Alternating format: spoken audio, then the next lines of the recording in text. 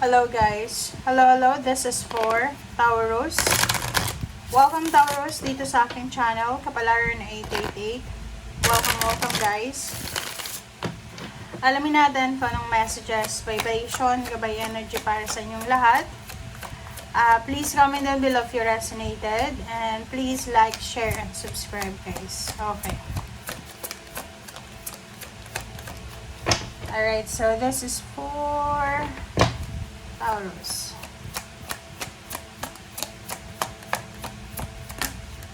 Okay, first card natin Taurus is number 11, 29. And the World card, the Thinking Man.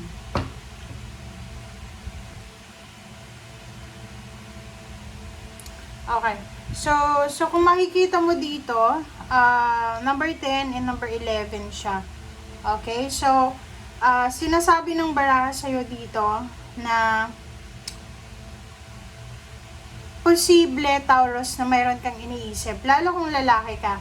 Okay? Kung lalaki ka, meron kang iniisip. There's something parang important na decision na pinag-iisipan mo. Ang nakikita ko sa'yo dito, kung halimbawa dati kang OFW, posibleng pinag-iisipan mo na naman na bumalik ng ibang bansa para magtrabaho. Yung iba sa inyo dito, like kung halimbawa nagpa-layout kayo ng bahay, nagpagawa kayo ng bahay dati, tapos hindi siya natuloy, and now you're thinking again na magsimula. You're thinking again na simulan kung ano yung ituloy kung ano yung nasimulan mo. Okay? Yung iba sa inyo dyan, single, pwedeng nag-iisip ka na yun, mag-travel, mag-explore sa kung saan mo man gusto. And yung may mga relationship, in a relationship, may ka-live-in partner, may asawa, boyfriend, girlfriend, parang ganun. Minsan, siguro pumasok sa isip nyo na gusto nyo maging single ulit. Pero wala kayong energy wala kayong urge, wala kayong motivation na makipaghiwalay or whatsoever. And dito sa barahang to, sa nakikita ko na siguro ngayon, nakapag-desisyon ka na. Nakapag-desisyon ka na talagang gagawin mo kung ano yung dapat mong gawin. Okay? Okay, so yun. Sinasabi ng baraha dito, marami kayong gustong tapusin, marami kayong gustong i-accomplish, Taurus, na matagal nyo nang iniisip na posibleng gagawin nyo ngayon.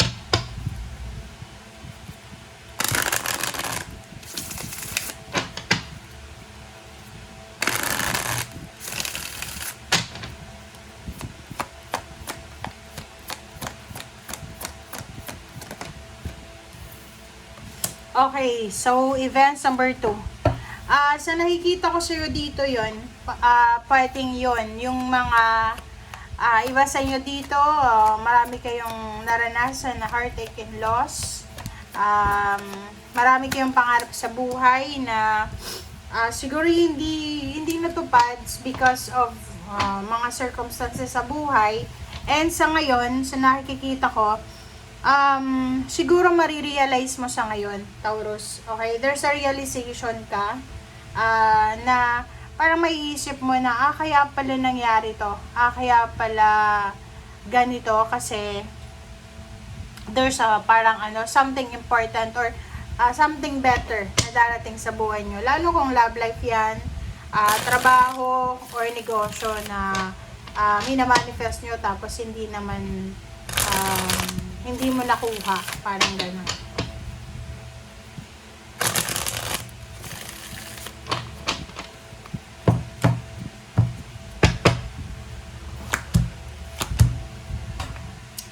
Okay, first 2 cards tayo, protection.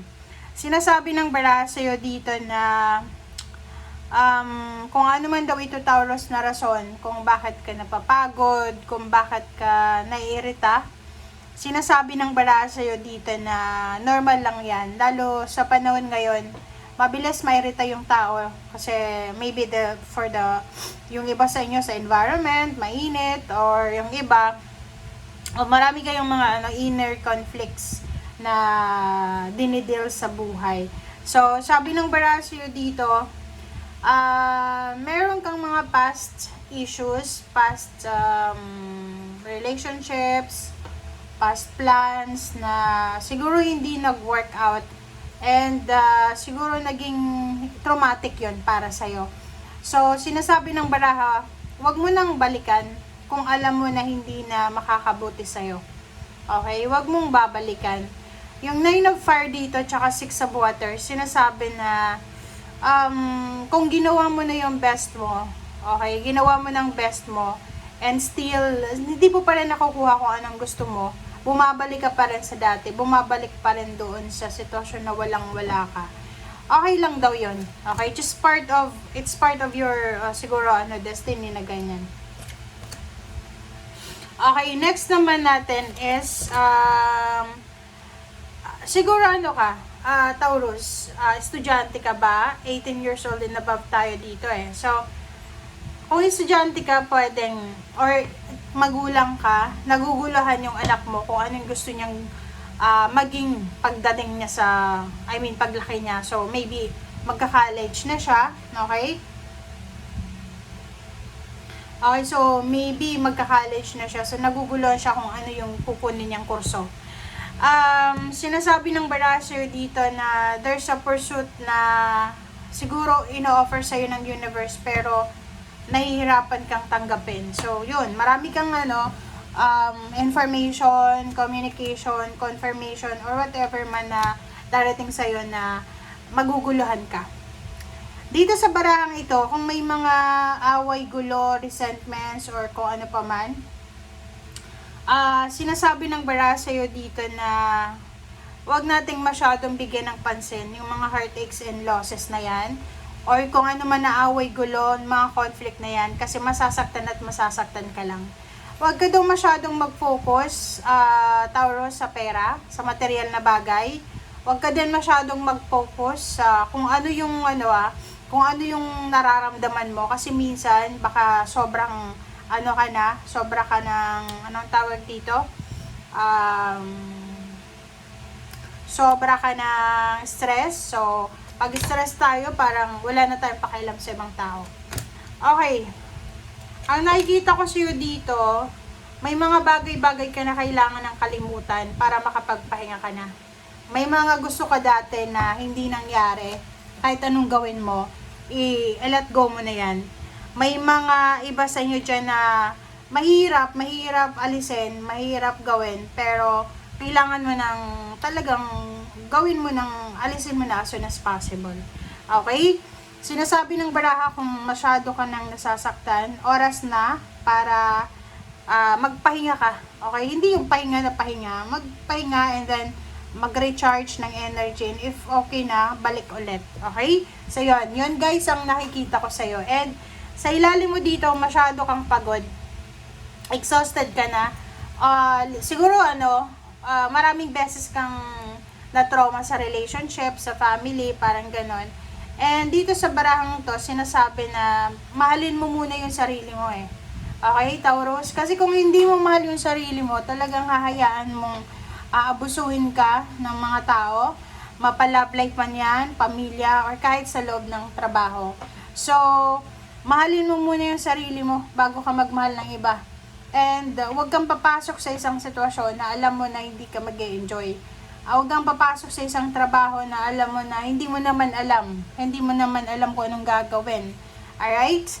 And sabi ng Barasyo, ilang beses ko na itong nakita sa mga Taurus, Sagittarius, and Scorpio. Yun yung mga pinaplano nyo. Kung may plano kayong pumunta ng ibang bansa, or kung nasa ibang bansa na kayo, huwag kayong uuwi ng Pilipinas na mag-for good kayo. Okay? Hanapin nyo, mag-explore kayo, hanapin nyo kung saan kayong swerte na lupa. Okay? Kasi sa nakikita ko sa inyo dito, ang sabi ng Bara sa inyo dito na okay lang na ma-delay yung mga gusto nyo sa buhay, but sabi ng baraha, ilaban mo pa rin. Okay? Alright guys, so yan yung sinasabi ng baraha sa inyo. I hope na naka-resonate kayo. Para to sa lahat ng Taurus. Thank you for watching, Taurus. And see you again. Bye!